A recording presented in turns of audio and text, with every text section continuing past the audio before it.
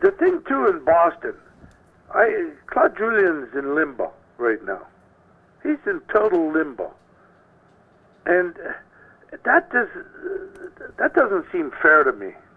Billy, you've been in that position with as a general manager, assistant general manager. You know, a coach that's just sitting there and he's got 1 year left in his contract. Man, that's got to be hard on him. To not know. And I've heard the story, and I mean it's out there that Sweeney was when interviewed by Cam Neely, said, "Who are you going to have coach?"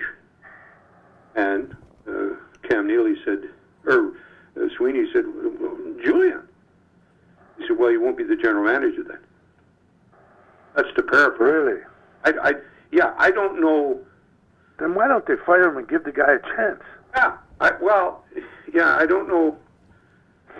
We did that once with Mike Murphy when Ken Dryden first took over, and it wasn't really fair. It's not. Your point's well made, Phil. I mean, you're hanging there. It's not so much you; it's your family, the uncertainty of employment, and what did I do to deserve this? Why don't you just give him an extra year in his contract and let him go find a job? Now, how much of that in this particular case is Cam Neely, who's apparently the one who has the stroke right now, and him deciding what he wants to do? Well, I think you're right, except that I think this Charlie Jacobs has an awful lot to say. Mm-hmm. Yeah, and you know what, Phil? The statement was made by people when Chiarelli was fired that he made all these trades and he was the guy that got them in the cap situation that they're in, and fair enough.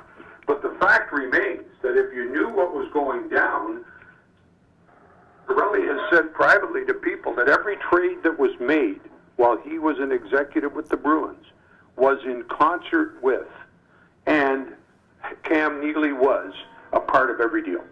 I couldn't agree more. He had to be. Yeah, and so that's unfair. I mean, if Peter Chiarelli did well, so did Cam. If Peter Chiarelli didn't do well, so did Cam.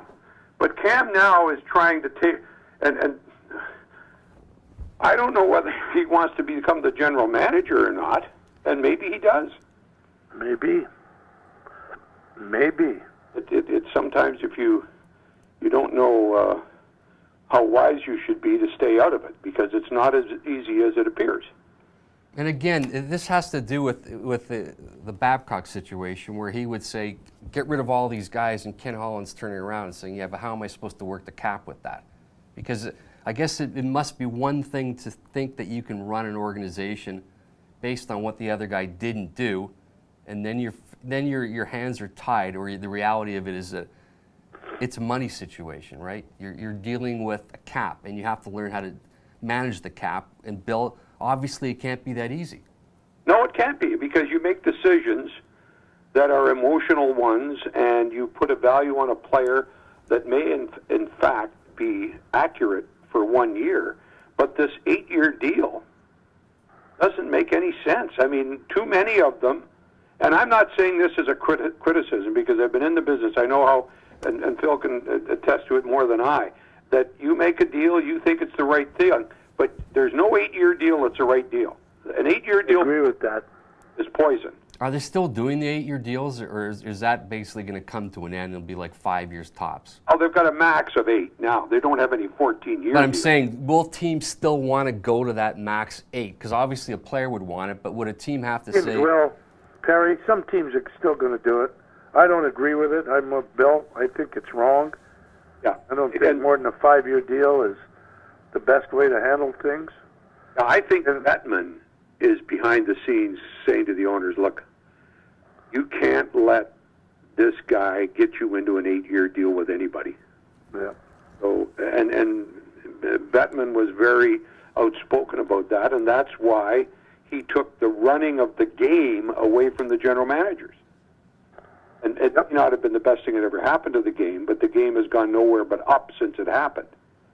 And I think he really wants the people who are responsible for writing the checks to know that when you get into an 8-year deal situation, you better make sure that that guy's right for your organization.